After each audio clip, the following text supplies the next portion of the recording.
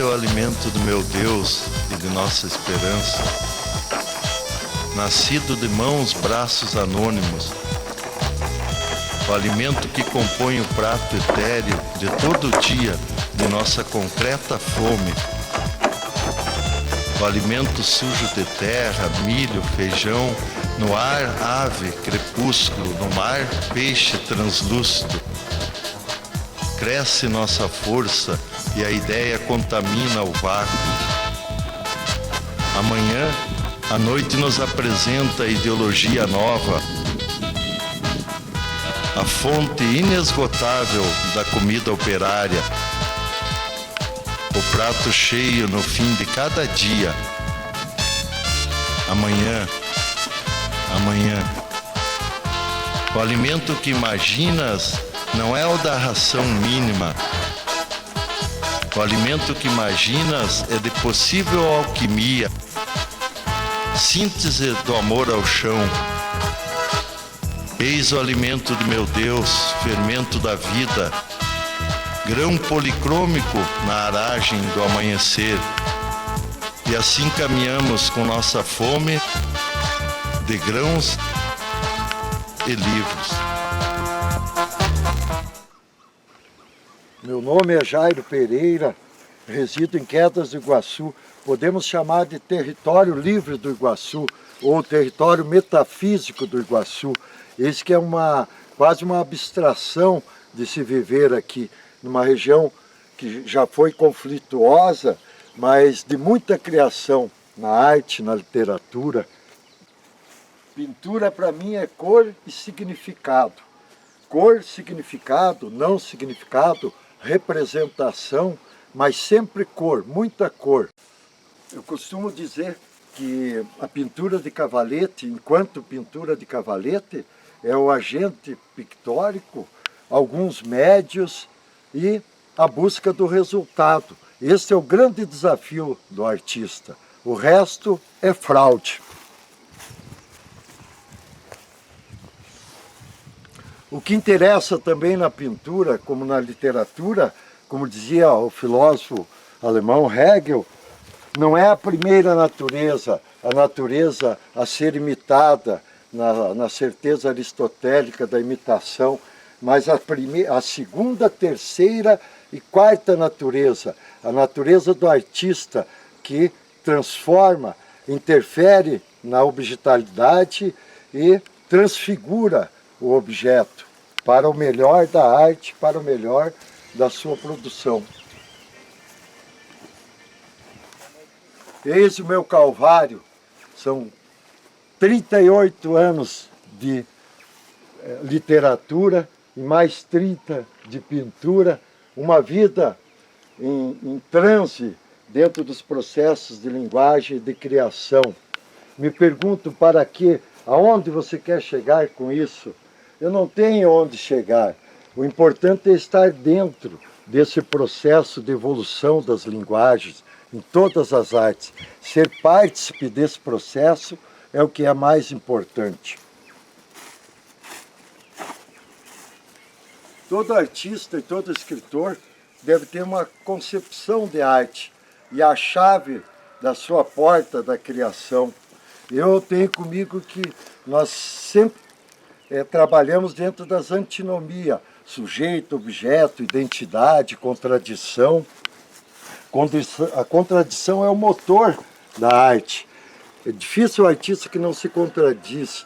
Então essa questão da relação sujeito, objeto, subjeto, eu levo muito em conta. Vamos dizer assim, que é a máquina da razão que se manifesta no artista, no meu caso.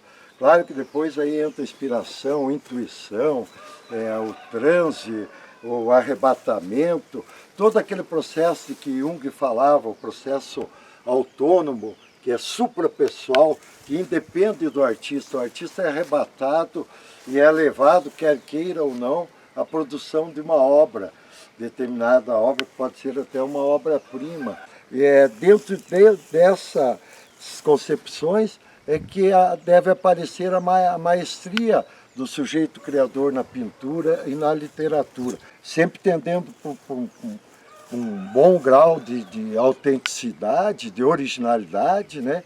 E no nosso caso de brasileiros, uma brasilidade a toda a prova, devido ao exemplo que nós já tivemos do Macunaíma, do Grande Sertão Veredas, que são obras paradigmáticas da identidade brasileira, toda a obra também de Oswald de Andrade. Então, esta é a minha concepção, então, trabalhar sempre a questão do objeto, explorando o máximo o objeto. No meu caso aqui de mundo rural, devo trabalhar essa minha relação com essa vida de campo, de mato, nesse resto de mata sobrevivida em que sobrevivi, a Mata Atlântica, onde esse restinho ainda nos apresenta muito mistério e alguma história que já vem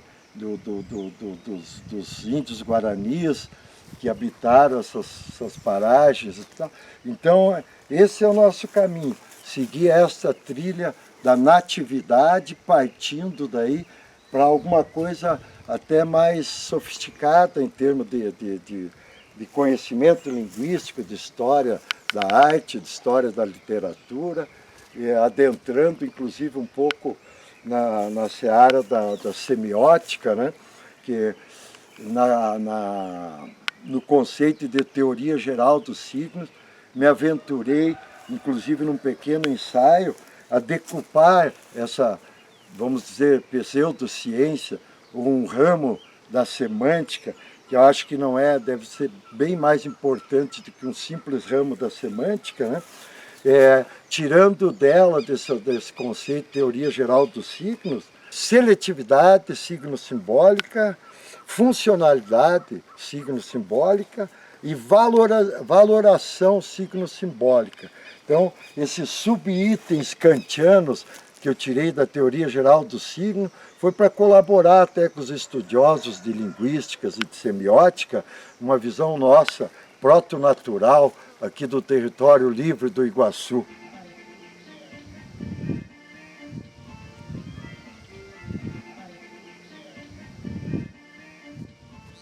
Se posso chamar de arte esses painéis de contato com a natureza, me faz muito bem ver isso. Esse é o mundo que vivo aqui no Iguaçu. A caminho, de que caminho? Sempre o dever, o desafio do futuro, não do ontem nem do hoje, mas o desafio do amanhã. Eis o portal da percepção, os canais abertos ao desconhecido. Tudo depende do sujeito. Quando praticava a radiestesia, sempre encontrava alguma coisa enterrada, talvez.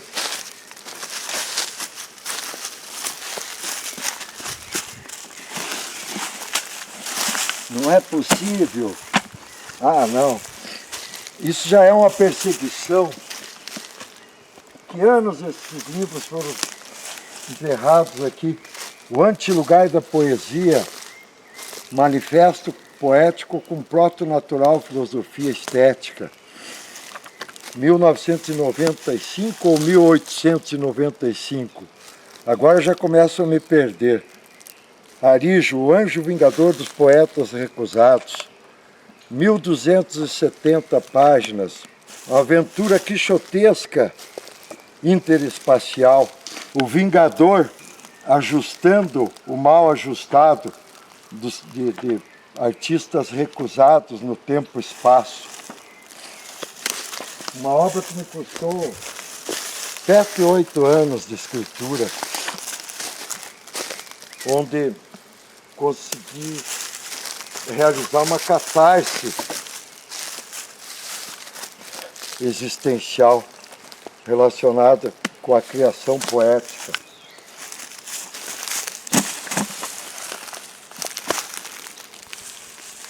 Meus dias de trabalho, poesia, Capim-Meã, uma invasão poética num acampamento de sem terras.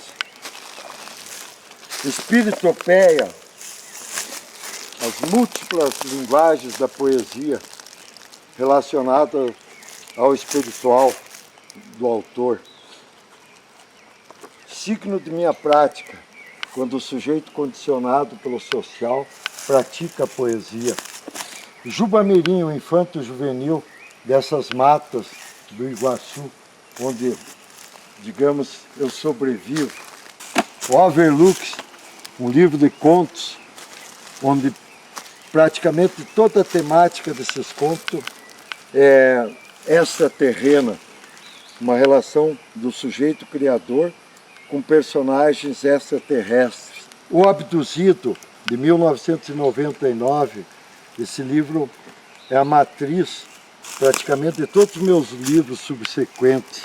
Aqui estão as ideias, o embrião das ideias que proporcionaram a criação dos livros posteriores, como é o caso de Arijo, Anjo Vingador dos Poetas Recusados, e como é o caso deste, o Pisalume no Caminho, que é o Ser da Andança, onde revela todo um existencial do autor no exercício do poético, do filosófico e da ficção propriamente, da imaginação, da ficção fantástica, contracenando com as figuras mais bizarras extraterrenas.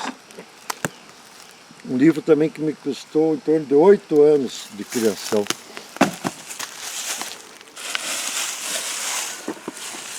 Meu primeiro livro de contos, O Artista de Quatro Mãos, edição de 1992, e aqui Palpitônia, que é uma síntese existencial do poeta, escritor e pintor. São 476 páginas, 75 artigos escritos sobre obras de outros poetas e escritores brasileiros contemporâneos, todos contemporâneos, convém ressaltar. Nós nunca escrevemos de livros já resenhados, mas só de livros que a nossa leitura propiciou a resenha crítica ou mesmo o ensaio. Essa obra é uma súmula, então, de toda a minha existência poética e na arte pictórica. Como eu me movimentei nesses 35, quase 40 anos, nessas duas searas da arte, no caso a pintura e a literatura e poesia. Com todas as contradições que eu cometi, estão aqui. Fiz questão de, na revisão, depois de 25 anos de textos escritos, deixar como eles estavam, no frescor da época que foram articulados. Eu de lembrar que toda arte que se preze traz muito do mundo empírico do autor. Sem a experiência, não se vai muito longe com a linguagem e principalmente no conteúdo que vai se colocar, além da forma, que pode ser magistral, mas o conteúdo sem a prática social, sem o conhecimento empírico do sujeito criador, não se chega a um grande resultado. Escrever, pintar, é também viver muito, depende muito da vida do sujeito criador. Ele tem um existencial forte, complexo, de muitos riscos e aventuras. Ele vai determinar uma arte mais profunda, mais complexa, significação muito mais profunda, devido a essa existência complexa do indivíduo num social que não é menos complexo. Tem um pequeno poema meu que é muito simples, coloquial, mas sempre os amigos me pedem em encontros informais, que é aquele: fabricava barcos e não deu certo, fabricava aviões e não deu certo, fabricava remédios e não deu certo, fabricava armas e não deu certo, fabricava marca-passos e não deu certo, fabricava dólares e não deu certo. Agora só fabrica poesia. Não tem problema nenhum.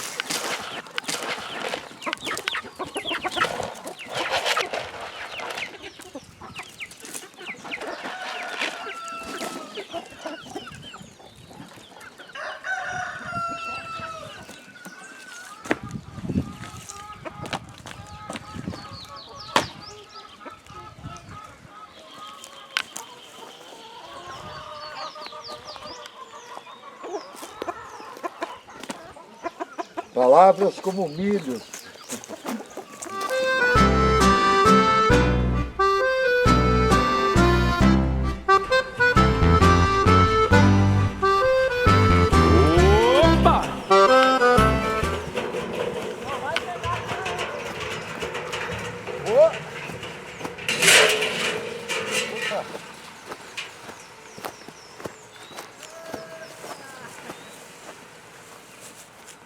Diretamente do século XX, é uma cápsula do tempo.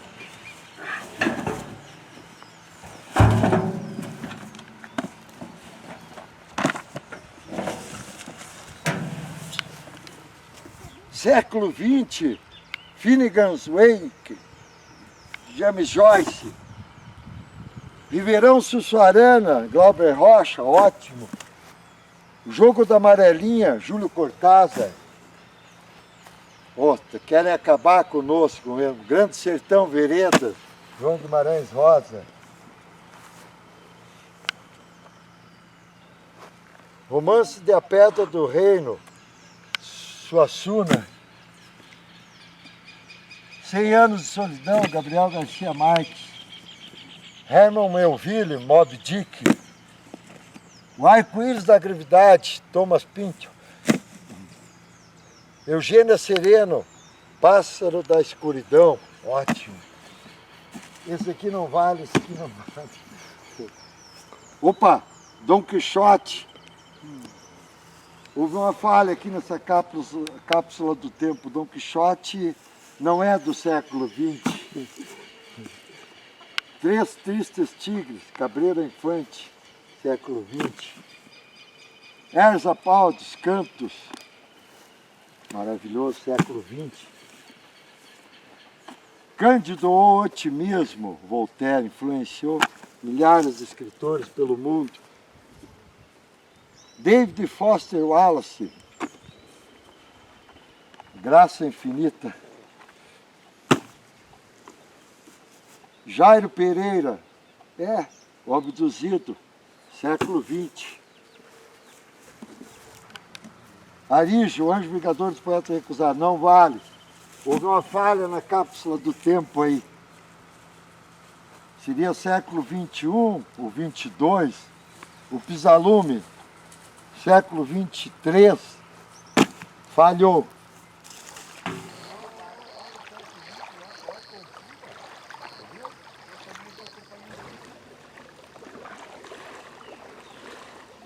Uma questão secular da filosofia. Pode existir pensamento sem linguagem? Claro que sim, claro que não, claro que sim, claro que não. Eu também acho que não. Nós só podemos articular alguma coisa em termos de pensamento com linguagem. Caso contrário, não é possível. O filósofo Wittgenstein tem uma sentença implacável. O universo de um homem cabe todo dentro do seu discurso. Nesse caso, acho que vamos até discutir. Nós podemos extrapolar o discurso. Quer dizer, o universo de um homem pode sair longe do seu discurso. Nós podemos criar campos semânticos que ultrapassam o discurso convencional da língua mátria, pátria. É possível fazer isso? Sim, o neologismo, o signo valise, a superposição de palavras, sobreposição de palavras, pode atingir um novo campo semântico de signos pinçados do pântano, do indizível, do incriado. Os loucos, devem ter muitos loucos trabalhando isso aí, de furar a bolha da significação. Sim, é possível. Quantas noites passei pescando nesse Iguaçu, tentando os peixes maiores. Nem sempre fui prestigiado, embora os lambaris enchem cestos trançados de taquara. Opa, puxou! É o peixe! É o peixe!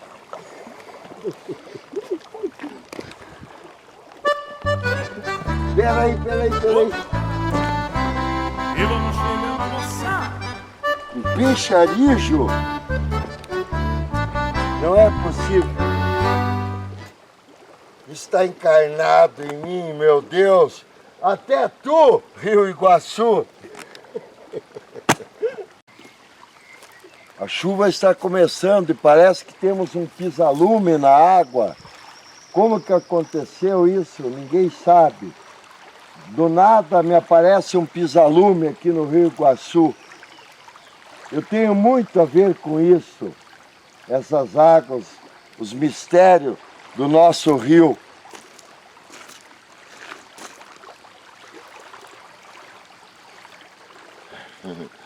O Iguaçu brinca de fazer amigos. E já tem um pisalume em suas águas.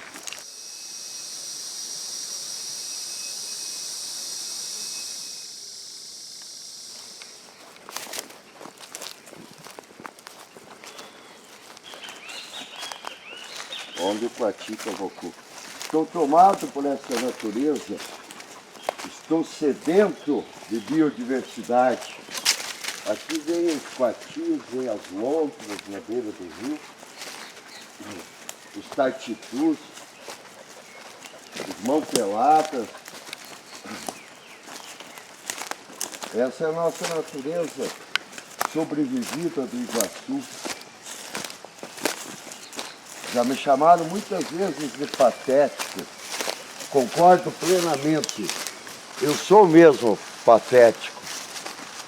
Isso não implica em inferioridade. Pelo contrário, nos dá mais força para resistir nesses tempos obscuros. Aqui o Rio do Lontra. Pequeno riacho sobrevivido, onde nossos ancestrais tupis, guaranis, pisavam essas águas. Lajeado do Lontra.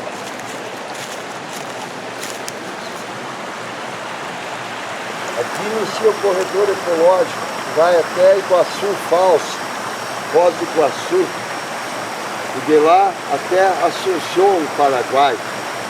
Acreditamos que seja isso, ou mesmo isso, seja verdadeiro, que haja mesmo esse corredor, que nem tudo foi destruído.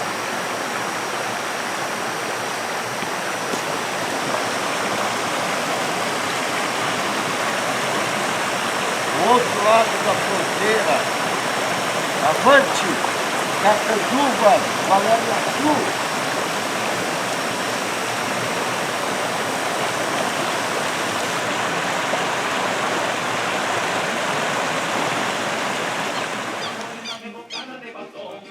Essa é a mais bonita que agita o fandango de galpão. Olha o tranco daquela morena que mexe e remexe chamando atenção. Essa é a mais bonita que agita o fandango de galpão. Olha o tranco. Felizes os que não sabem e descobrem. Ah, se essa loucura desse certo, 1000 loucos a me conhecer e que a natureza inventou a fórmula certa de se viver. Na enteléquia da proselitílica conheci você. Além de patético, fantástico e particular, como disse certa vez uma filha minha de 7 a 8 anos, sou anti-autor e anti-pintor. Megalômano, basta olhar para mim e qualquer um vê que pode escrever e pintar melhor que eu. Isso é bom, muito bom. Prefiro que seja assim do que ver uma multidão de jovens talentosos cultivando superegos, absorvidos que estão pelo ídolo. Felizes os que não sabem e descobrem. Ah, se essa loucura desse certo, 1000 loucos bons a me conhecer e prosperar nas suas loucuras de criação. O que eu busco? Inaugurações na língua, novos campos semânticos, estética extraterrena contribui com um devir que culminará com a telepatia. Ainda chegaremos nisso.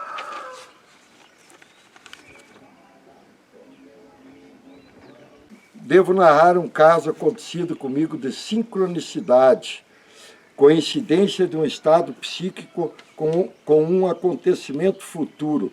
Ainda no ano de 1983, quando estudante de Direito na PUC, em Curitiba, escrevi uma peça de teatro adulto cuja personagem principal se autodenominava Guajuvira, um publicitário que resolveu ermitar, vindo para um lugar aqui do território metafísico do Iguaçu, limítrofe ao Parque Nacional do Iguaçu.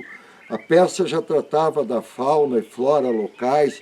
Acontece que 13 anos após ter escrito tal peça, vim coincidentemente morar em Quedas do Iguaçu, a Rua Guajuvira, número 1848.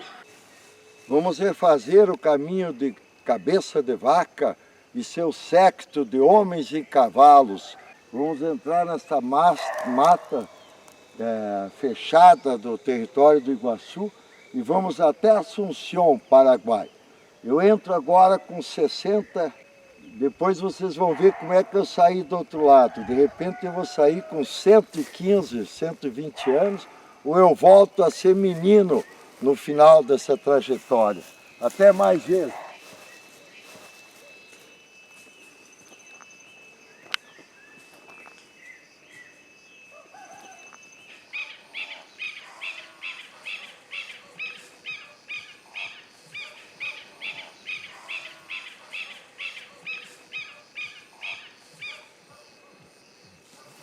Saindo, já se passaram 5 horas, 5 meses, 5 anos, 50 anos, estaria com 115 anos agora, meu Deus. Sempre um problema na vida do homem, o tempo, cavalo indomável na cancha reta, o tempo.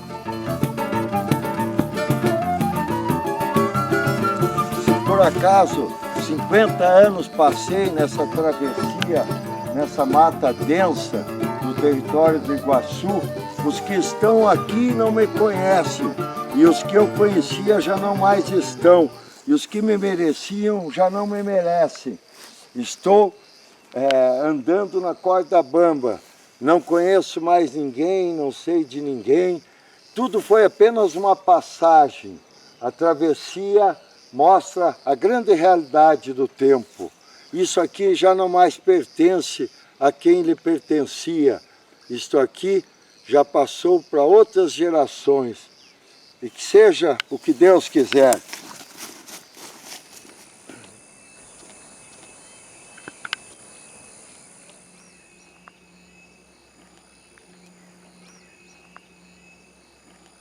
O rio Iguaçu esconde a noite dos tempos, o antilugar da poesia.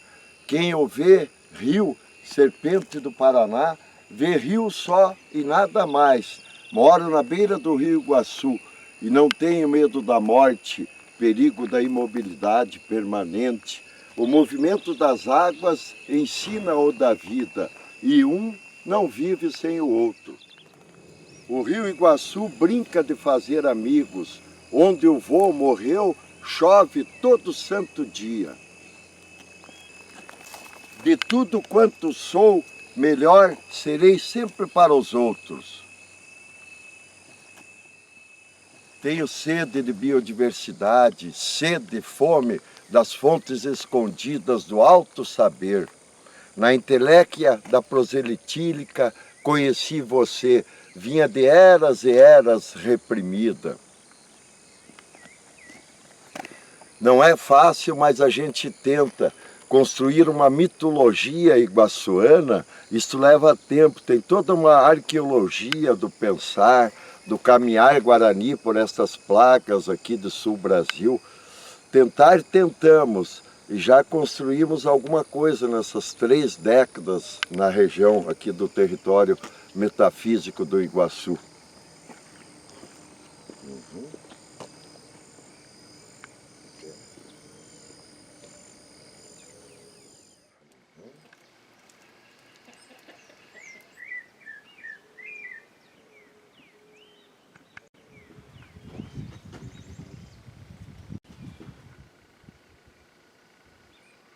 Com 23 anos eu li a Ética de Spinoza, apresentada na forma dos geômetras, numa edição portuguesa antiquíssima que me foi cedida por um amigo em Curitiba. Quase 40 anos depois, eu recebo a confirmação da importância dessa obra pela análise de Deleuze em Crítica e Clínica, falando das 3 éticas dentro da ética espinosista. Que maravilha! Uma obra realmente fundamental que me marcou muito essa possibilidade de refrear as ações más pela inteligência. O homem refreando as afecções más pela inteligência. A questão da humildade como uma posição de inferioridade que o homem assume, se contradizendo, se contrapondo, melhor falando, a ideia de Jesus, a ideia cristã da humildade como algo bom, um exercício de agir do homem plenamente cristão. Spinoza já via com uma certa diferença, que o homem que prega e presta a humildade se coloca numa condição inferior perante os outros homens. Mas tudo faz parte, a contradição está no ser humano. E analisando os 2 pontos de vista, sempre a gente se extrai num processo dialético algo que só melhora o nosso entendimento das coisas, né? Então, viva a ética espinosista, viva Jesus! Eu sou Falve, mas eu já experimentei os clássicos, tudo que você imaginar. Eu estou aqui porque eu gosto disso.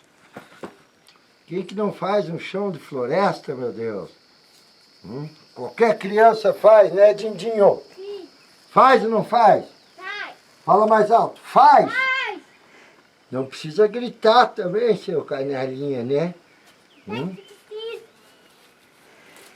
Estamos aí de novo no nosso método proto-natural, antimétodo. No caso aqui, ó, Dom Quixote e Sancho Panza, em cima do mesmo cavalo, deparando-se, no caso de antropomorfismo, uma onça que se transforma em gente, em humano, algo assim, vamos dizer, para não destoar da outra obra aqui, que é o motivo de onça, que nos arrebatou nessa paisagem verde aqui da Fazenda Poema, né? Também não me cobrem detalhes aqui, que eu não sou um pintor de detalhes, eu sou um pintor de ideias, de fluxos de consciência e inconsciência. Pintura é cor e significado. Pintura é cor e significado, representação distorcida da realidade. Transfiguração. Felizes os que sabem e não conhecem. E felizes os que não sabem e conhecem e descobrem. Ah, se essa loucura desse certo, 1000 loucos a me compreender, que a natureza inventou a fórmula certa, ideal para se viver. Isso aqui vai ficar o bicho depois de pronto. Eu sei o que estou fazendo.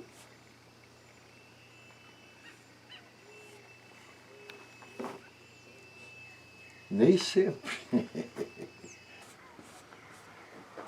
Imagina a cena, Dom Quixote e Sancho Panza deparando-se com um homem-onça nas matas do território metafísico do Iguaçu. Se alguém disser que a ideia é ruim, é um canalha. Eu já estou acostumado com isso. Eu sou o recusado por excelência. Um recusado clássico já dentro da cultura brasileira. Pedras, palavras. A coisa tem que ser telúrica na literatura. Pedras, palavras formam mecanismo de uma literatura de sul-Brasil. Visofânico, sensibilinos, megatrix, interface cósmica, memoriatrix, percepibusco, 1, 2, 3, antropomístico, trupiturvilhante, transtorçugado, solicingelo, naturalístico, sensibrinos, inatomorfo, rebodoquenhos e mais um tanto. Hoje o dia vai render muito, muitas palavras, pedras, palavras telúricas na minha literatura do sul do Brasil. Essa obra aqui eu posso titulá-la como Exaltação da Onça Abatida.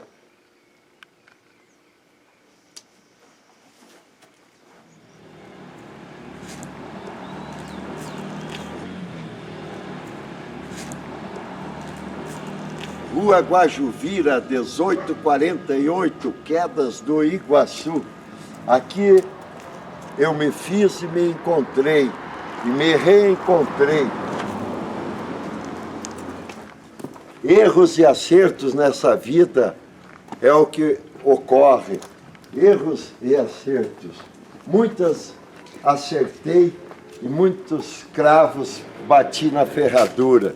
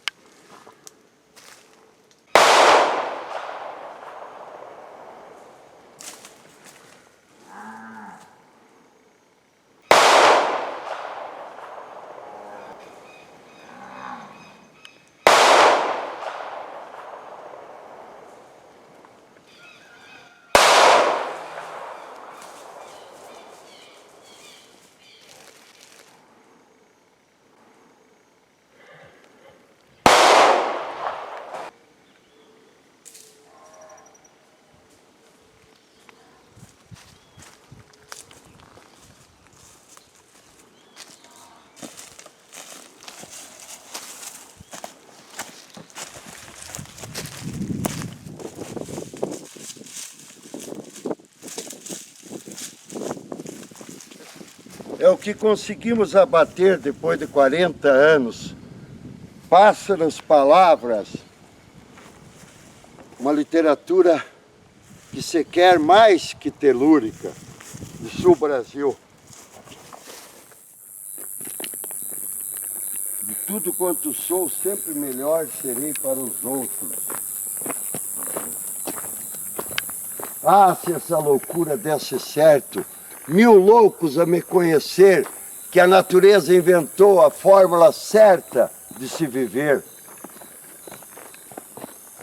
Falava de semiótica com meu cavalo, alguma coisa de certo ele entendia da seletividade dos signos, da valorização dos signos e da funcionalidade dos signos.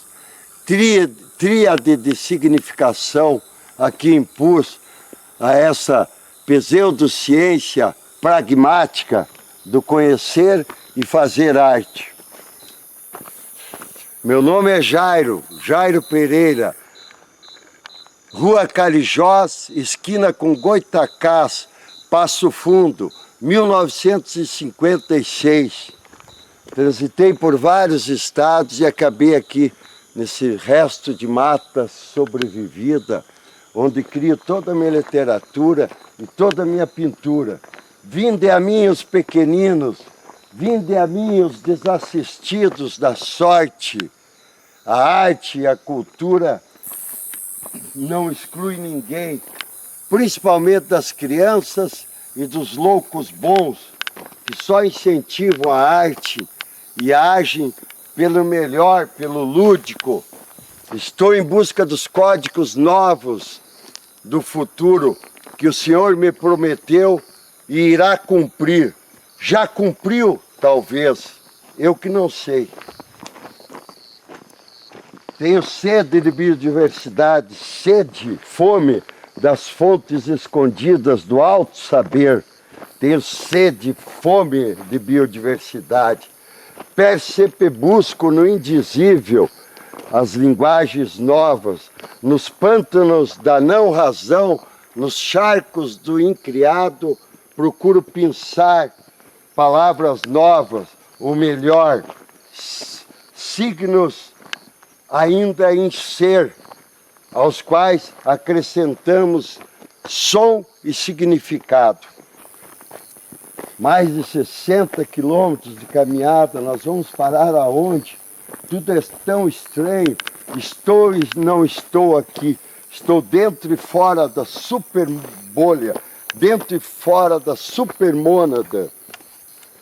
Estou com os gnósticos, estou com os ocultistas, os herméticos. Visões e mais visões nessa vida é o que a gente tem.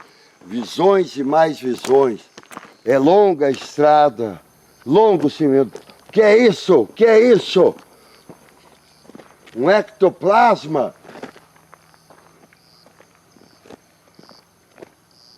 Cabuloso, cabuloso. Não digo que tudo é mistério, tudo é mistério. Meu cachorro está estático, minha cadelinha, Faísca. Vem, Faísca. Nós temos um compromisso com o passado e também com o futuro. Vem, meu assistente, daquele mesmo sistema que você fez a outra vez, tá bom? Tá bom. Esse é um que faz e não pede nada para ninguém. Não que não se deva pedir, eu não quero. Dindinho, tá vindo meus pincel? Fala bem alto para eu escutar aqui. Tá bem pontinho, todos. Tá caprichado? Tu sabe que eu não gosto de fazer gambiarra, né? O meu trabalho é de primeira, viu?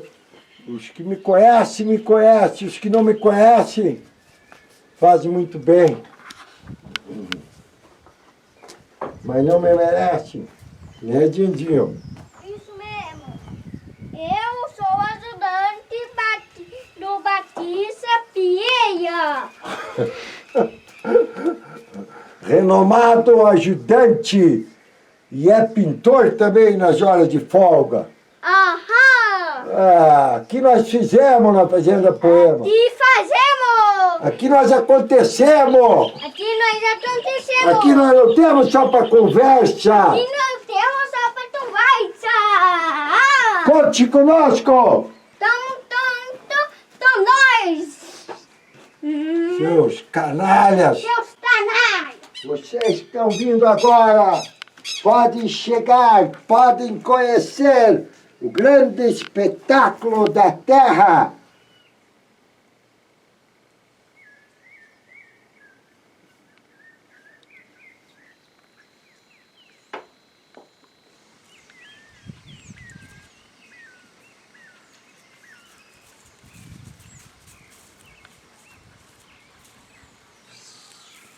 Século XX já era. Já foi. Fazenda Poema em Quedas do Iguaçu, esse pedacinho de chão onde eu me perdi e me reencontrei.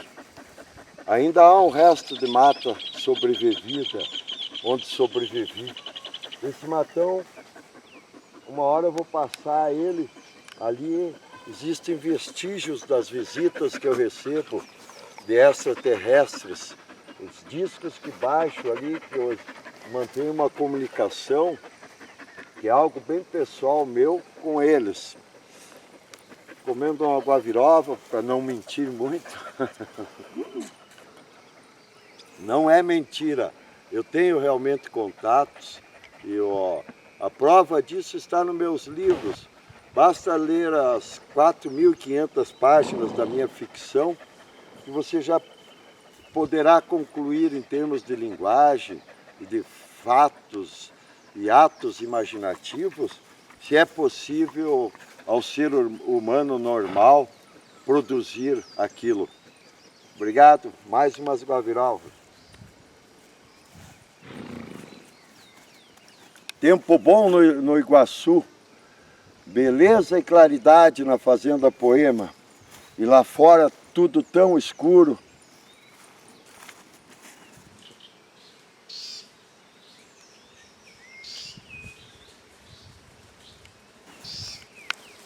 É tão difícil oralizar conceitos e toda a massa de significação imagética nos meus livros, que tudo que eu falo aparece e fica realmente muito menor. Mas o importante é correr esse risco do patético, do ridículo até, dentro das possibilidades do verbo, né? Que oralizado é uma coisa e escrito é outra, bem diferente. Quando se escreve, se tem todo o tempo do mundo e toda a concentração no ato da escritura. E quando se oraliza, principalmente quem não é ator e não é de se decorar textos, perde bastante. Mas o bom entendedor tira suas conclusões. E os nossos livros estão no Brasil todo, principalmente na estante virtual, alguns exemplares com o autor e outros perdidos por aí. Até numa construção no município vizinho que foi demolida após um incêndio, foi encontrado um espiritopéia no ano 2005, da era cristã, século 21. Isso acontece. Os livros, depois de escritos, não nos pertencem mais. O ser Pisalume que os produziu, os vê também andando por aí. Ontem mesmo no Rio Iguaçu tivemos um pisalume e um arijo jogado às águas e as ondas do lago do Iguaçu e São Jorge do Oeste os levaram a mais de 100 metros para dentro do rio. Sabe, lá hoje se encostaram às margens. Faz parte, é um custo de produção. E esse vídeo, não se iludam, hein? Não é um vídeo comercial do autor, não é um vídeo institucional. Isso nasceu espontaneamente, como a minha pintura Falve, a minha pintura alla prima, no legítimo método italiano de produzir uma obra de 3 por 2 metros numa única sessão pictórica.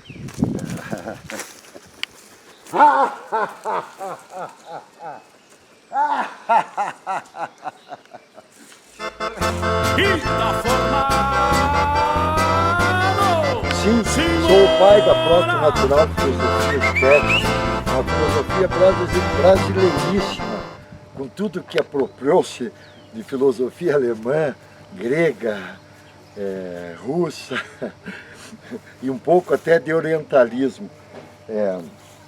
A proto-natural filosofia estética é o sujeito semilivre em postura selvagem, interagindo com os objetos para produzir a obra nova que vem a ser a resultante do esforço e acidente dos sentidos. Toda filosofia vive apenas de um conceito. O existencialismo é um humanismo. A existência precede a essência do ser. A fenomenologia é o fenômeno sujeito à interpretação. A proto-natural é uma filosofia em ato, de resultado. Com qualquer objeto você pode produzir a obra nova. Ela depende muito do esforço do sujeito com as linguagens, né, com os instrumentos, na composição da obra nova.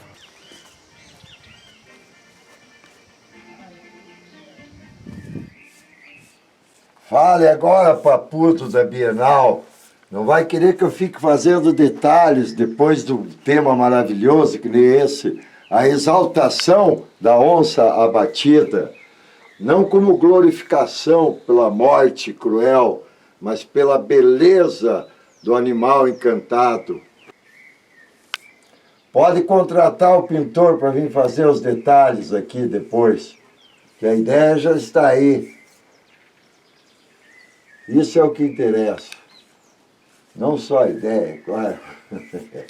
A realização da ideia original. O que pode valer mais do que isso na pintura?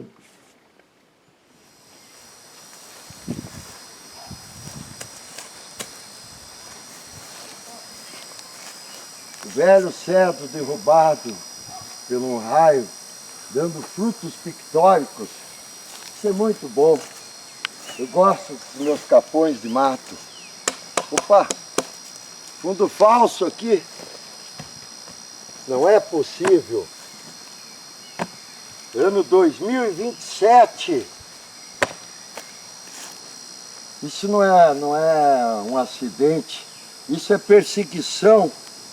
Meu Deus do céu, o que é isso? Claro que eu vou levar para os estojos.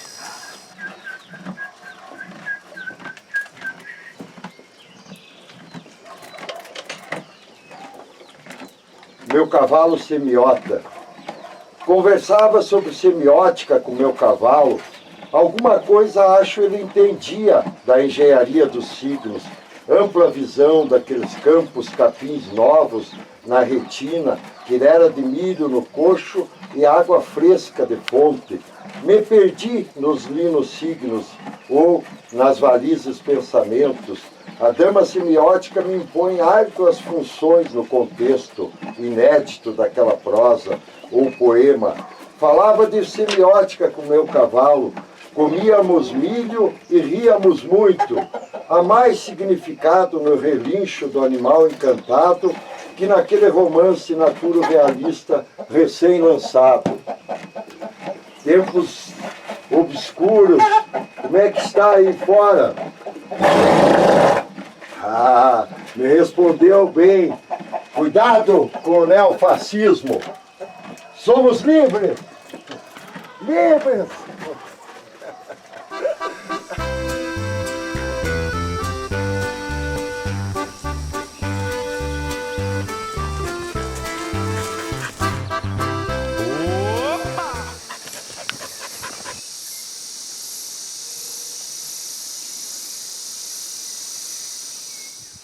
A luta dura da vida é que dá melhor substrato à criação. Sentidos exigidos na sobrevivência do artista ganham pontos preciosos no trabalho realizado. Destreza com os meios só se adquire com o tempo e vivência. Só uma vida densa, experimentada, é capaz de propiciar a produção de uma obra-prima ou mais.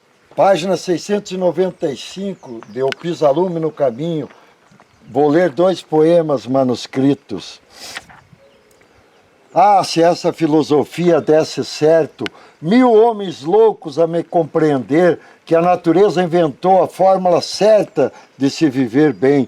Uma filosofia de pés no chão e olhos nas estrelas. Os pantomimos estão vivos e fabricam peixes de pau, araras de louça, hélices de argila branca. Os que se chegam exigem respeito, atenção aos seus projetos. Estou fora e dentro da superbolha, fora e dentro dos colmos de taquara. Os espelhos não entendem o real, reflexos sobre reflexos, arquétipos renovados no tempo. Insisto em especulações nos superespaços.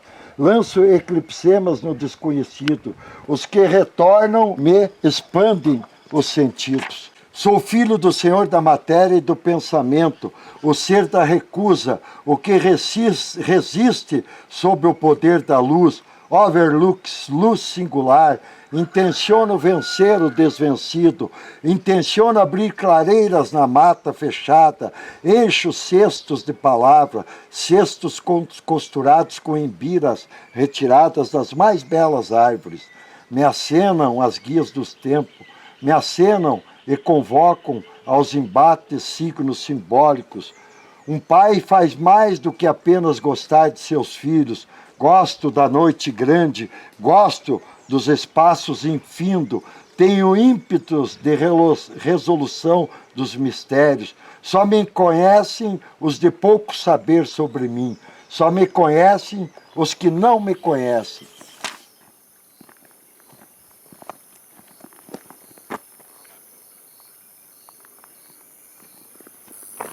Sobrenatural, além do natural. Mais de 50 quilômetros andando nessas estradinhas de chão. Eu quero ver tudo que a natureza pode nos apresentar. A noite é profícua de imagens. Lembro daquele cavaleiro que vinha num belo cavalo branco pelo lajeado, num galope cancha reta, vamos dizer assim. E depois de 500, 600 metros, você ia verificar e o galope se elevava no ar, desaparecendo cavalo e cavaleiro. Lembro de uma outra imagem também, dos dois cavaleiros nessa mesma estradinha de chão, quando um lebrão branco, 3 vezes maior do que um lebrão comum, se estabeleceu um pequeno galope entre os dois animais, tocados pelos exímios cavaleiros. E foi. Quando um cavaleiro olhou para o outro e identificou aquele animal branco, um lebrão branco, entre o galope dos dois cavalos, os cavaleiros se entreolharam e de repente aquele lebrão desapareceu no ar. Uma outra cena aqui na beira do Rio do Lontra seria uma imagem sonante de choros de crianças, de bebês, e quando ia se verificar o que era, não era nada, desaparecia. Outra que acontece, inclusive em dias claros, de se ver o bugre, o velho bugre aqui nesses capões de mato, catando ervas e tal, e quando se tenta uma comunicação, ele desaparece, como por encanto. Sim, fui patético, fantástico e particular, sempre mais patético, é claro, para os outros, como anti-autor, anti-pintor, anti-trabalhador, anticapitalista, jucamirinzeio e guajuviro e canafístulo, por prazer e glória do Senhor. Sou-me. Sim, o discurso deve sofrer o enlouquecimento natural do artista, enlouquecer para ser grande, original, verdadeiro no sentir, correr todos os riscos do ridículo.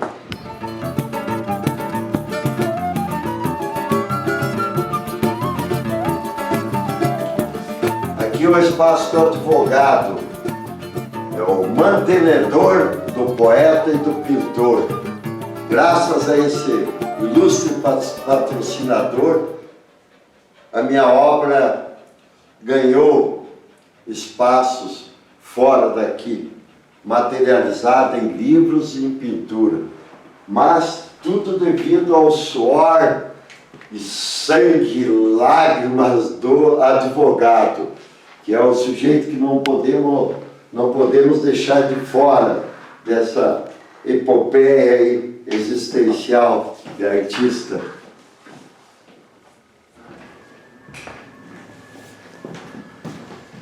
Esse quadro é uma ilustração também no livro Um Pisalume no Caminho, um autorretrato do autor, numa biblioteca submersa, com um livro aberto às mãos. Tenho sede de biodiversidade, sede das fontes escondidas do alto saber. Tenho sede de biodiversidade. Chega de castração, repressão. A arte só se dá bem no que é livre. Toda repressão faz muito mal para a arte, para a poesia, para a literatura como um todo.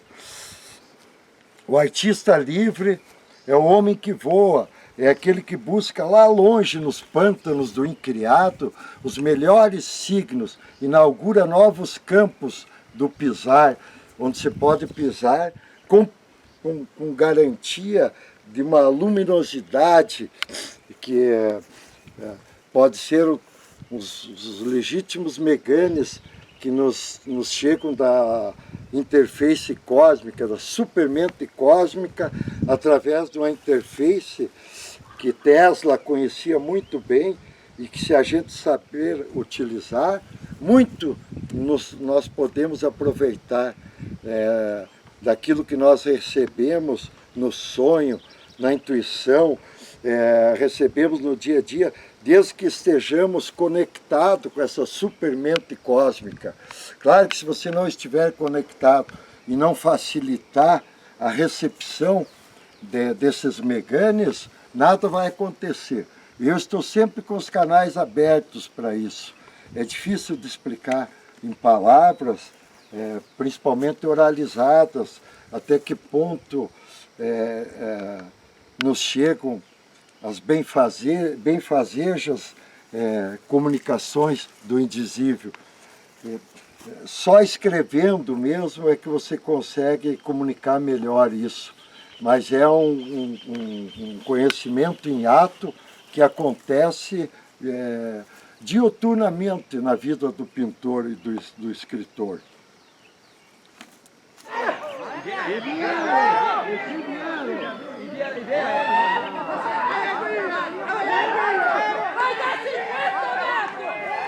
Uns gostam de truco, outros gostam de frescobol, outros gostam de bilharito.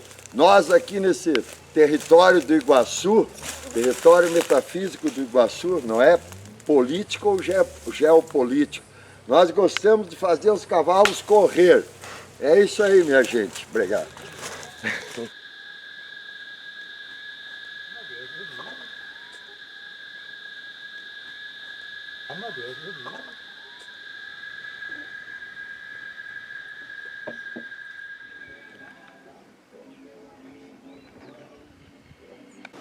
Ainda não chegamos no ápice da comunicação, da linguagem, que é a linguagem que os extraterrenos poderiam e vão nos apresentar ainda, que é a telepatia. A hora que o ato telepático se realizar, vai nos trazer grande prazer para o conhecimento e também um desastre de ver que o que o outro está pensando. Melhor nem pensar nisso, vamos deixar acontecer as coisas. Viveremos para ver isso.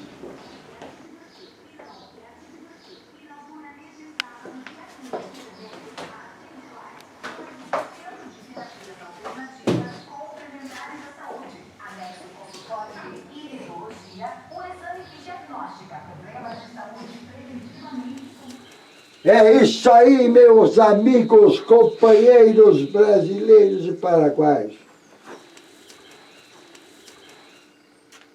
Tu dá um toque assim, ó, pode usar o tubo mesmo. Para de frescura, para de mistificar a pintura, seus canalhas. Seus canalhas! Vocês podem enganar meio mundo, menos a mim e o Dindinho aqui. Segura o Jubamirim aí, tá? Tá bom. Que ele vem da floresta ali, apronta cada uma para nós, né? Os Vocês não sabem que nós somos bons? Não, então, hoje não sabe que são bons, não vem influenciar sua quinta-feira.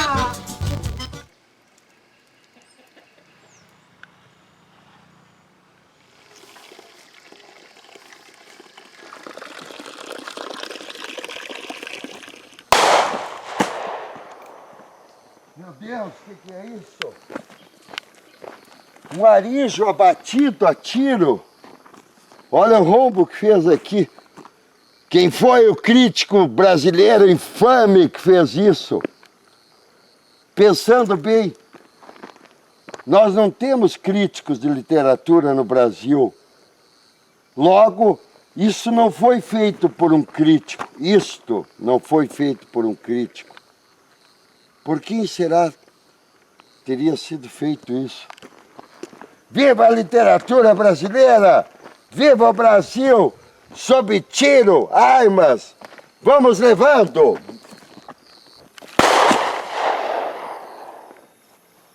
Os grunges e os fluxos ladrões de consciência, estou e não estou aqui, vindo do superespaço sideral.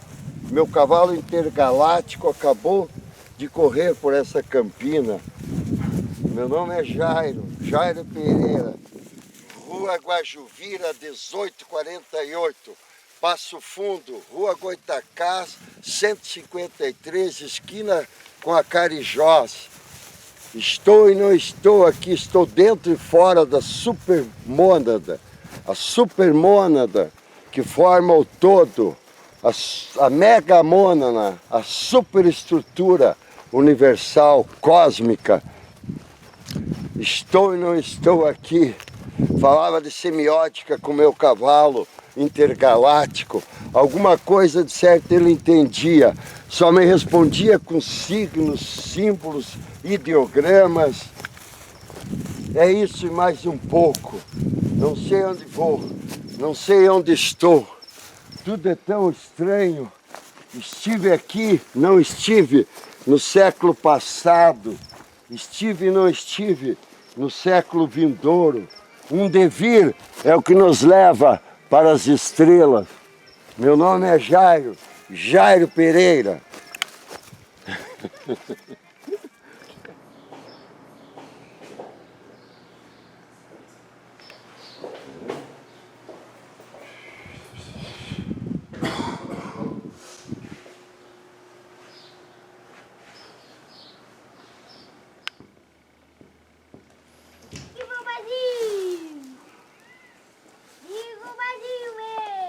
Viva mesmo!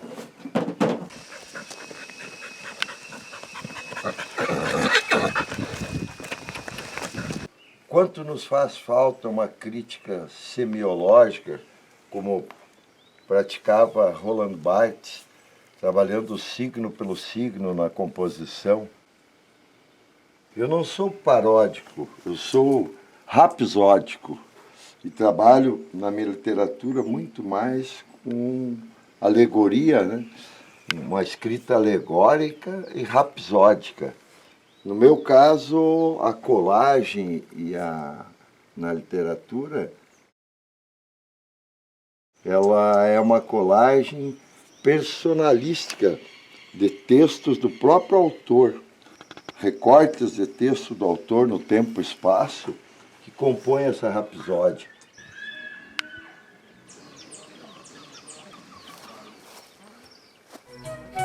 Uma polaquinha maravilhosa das estrelas me levou uma pepita do minério mais precioso da terra.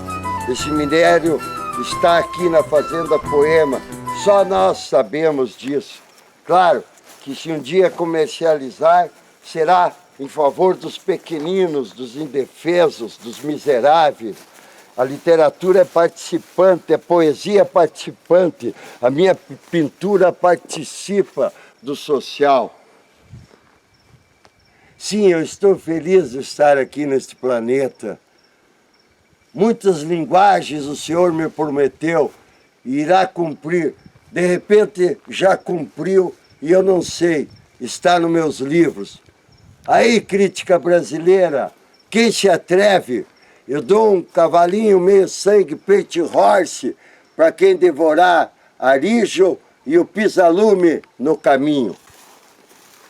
E tenho ido.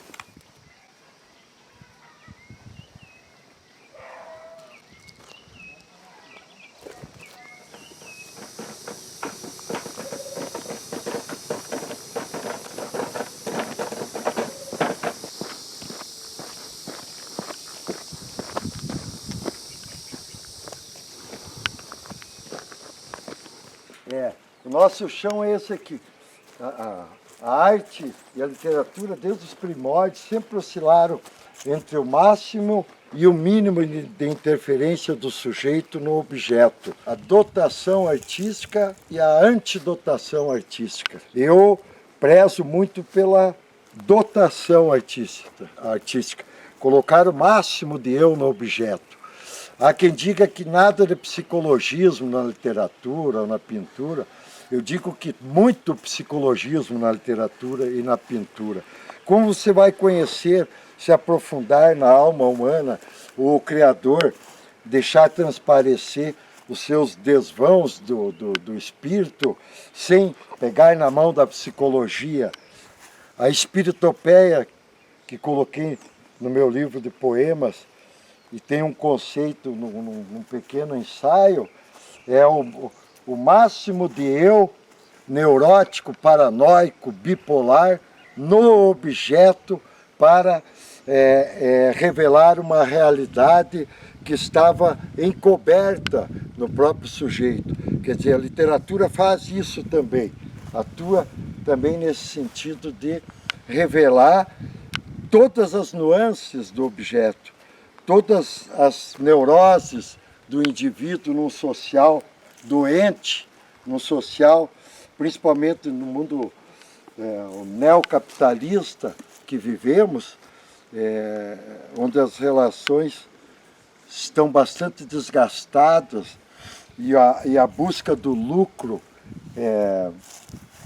prepondera sobre qualquer outra coisa, sobre até mesmo a razão, a moral, a ética, o respeito entre as pessoas cada vez mais presas nas suas casas, fugindo da violência urbana e partícipes também dessa violência urbana num comportamento que é de total desconfiança com relação ao outro.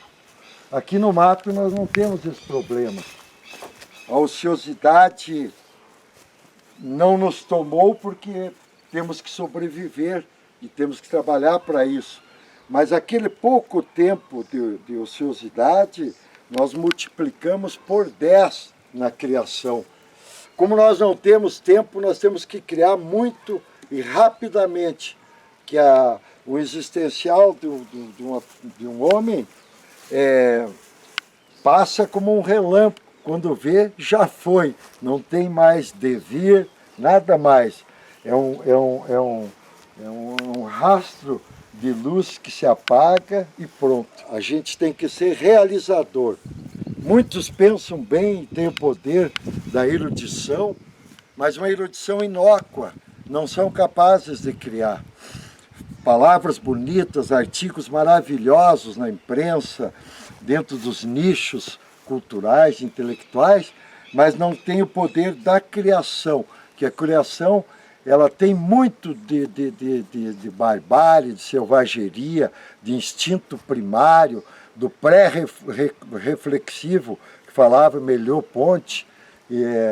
Então, o homem, muitas vezes de menos cultura, mas tem um ímpeto, um arrojo na criação, que produz um resultado muito maior do que aquele ser erudito, superculto, mas que não domina os instrumentos de criação, não domina as suas linguagens, não sabe se posicionar no social, não é participante socialmente. Dali, não espere que não vai vir grande coisa.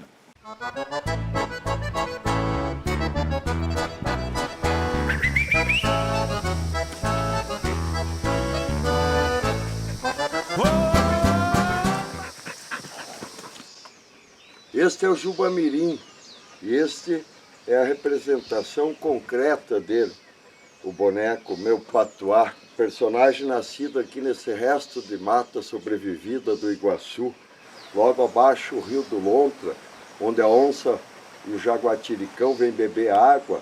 Aqui emenda um corredor ecológico, passa por Catanduva, Guaraniaçu e vai até Foz do Iguaçu.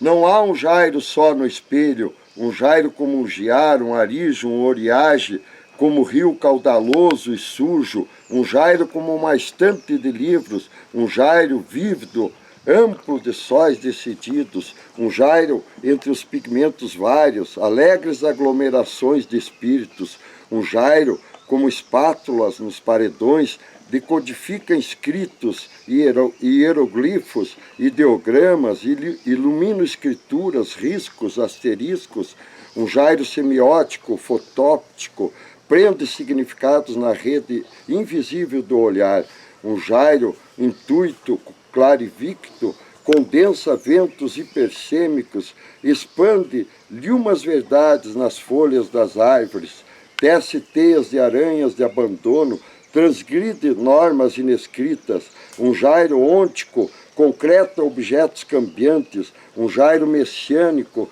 adianta a espera pelos símbolos, signos, sinais. Deus é grande, Spinoza é grande, Batista de Pilar é grande.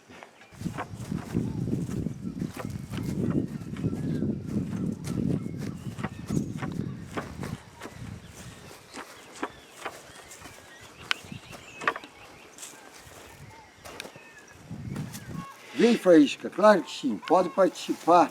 Todos aqui trabalhamos juntos. Somos uma equipe aqui.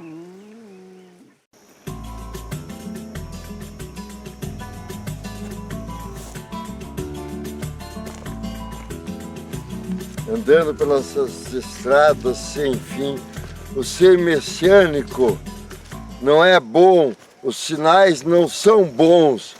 O ser messiânico nunca se deu bem. O é crucificado, é morto, vilipendiado. O ser messiânico sempre se dá mal. Sou o ser messiânico, o ser da poesia, o ser da ficção longa, o ser que busca estender os limites do seu mundo pela linguagem. O que é aquilo? Meu Deus! Um disco voador é a minha chance de obter respostas aos meus questionamentos. Alguém que estiver aí me responda quais os limites da nossa linguagem, qual a função da filosofia que até hoje não sabemos desde os velhos gregos, para que ela serve, qual a sua função. Eu desejo saber isso. Será possível o conhecimento nos entrar nos sentidos por um processo apenas sinestésico de sensações? É o que eu pergunto.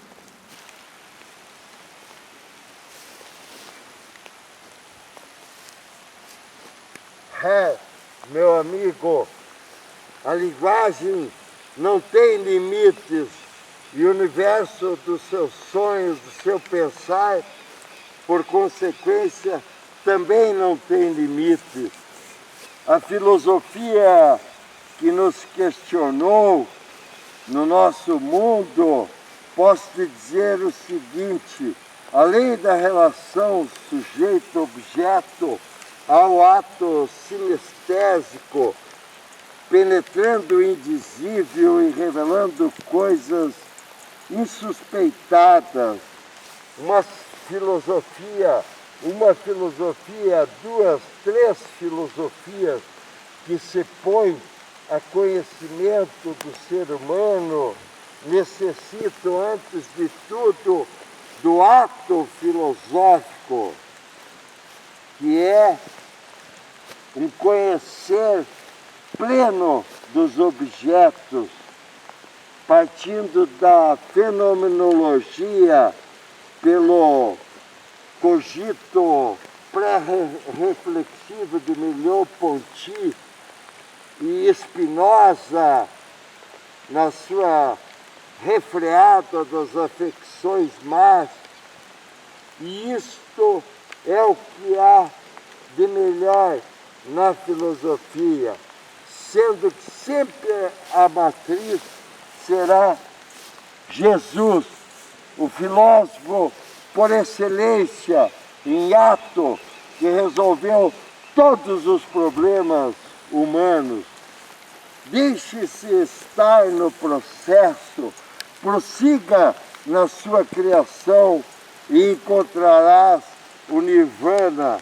O seu mundo será o mundo de todos os escolhidos do Senhor. Tenha dito.